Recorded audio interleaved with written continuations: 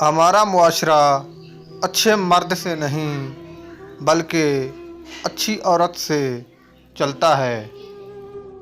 औरत को जवानी में घर वालों से अलग रहना बहुत पसंद होता है, मगर जैसे ही बुढ़ापा आता है वही औरत अपने बेटों को साथ साथ रहने का मशवरा दे रही होती है।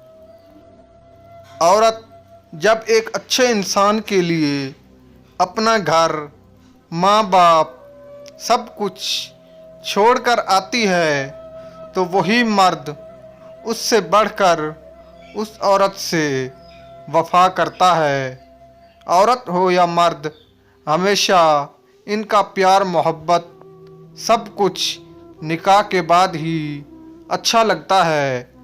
जो मर्द बार बार औरत को धूप में ला खड़ा कर दे, वो मर्द कभी भी उस औरत के लिए साया नहीं बन सकता।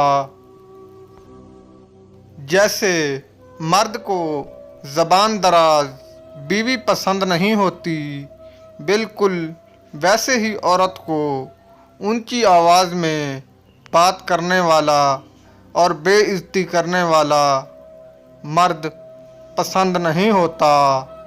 जिस औरत की टांगों पर बाल ज़्यादा हों तो इसका मतलब लोग गलत लेते हैं, बल्कि इसका मतलब ये होता है कि वो औरत ज़्यादा वफा करने वाली होती है।